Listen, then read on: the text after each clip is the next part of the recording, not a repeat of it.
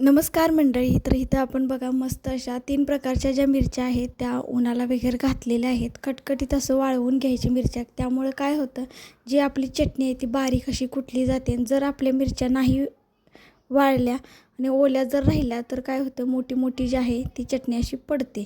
त्यामुळे आपण टेरेसवरती छान अशा वाळत घातलेल्या आहेत बघा. तर ह्यामध्ये 3 प्रकारच्या मिरच्या आहेत. तर इथं आपण आता लसूण वगैरे घेतलेला होता. देशी लसूण आपला जो घरचाच आहे तो, त्याची पेस्ट वगैरे चांगली बनवून घेतलेली आहे. कारण आता पहिला कशा कुड्या वगैरे असायच्या, पण आता कसं आहे बारीक वगैरे करून द्यावं लागतं. मसाला वगैरे चांगला भाजून घेतला, पेस्ट वगैरे करून घेतली लसणाची. आणि जो कांदा होता शिजलेला त्यामध्ये ती पेस्ट आपण टाकलेली आहे. आणि हा मसाला सगळा भाजलेला आहे तो एका पिशवीमध्ये साईडला बांधून वगैरे ठेवलेला आहे. आणि हा कांदा आहे तो बघा छान आता शिजलेला आहे. तर मसाला पण छान असा भाजलेला आहे. आपण चांगला एवढा चांगला अगदी 2 मिनटं मसाला भाजायचा, अगदी जास्त करपवायचं नाही किंवा करपट वगैरे अशी चव वगैरे येते त्यामुळे.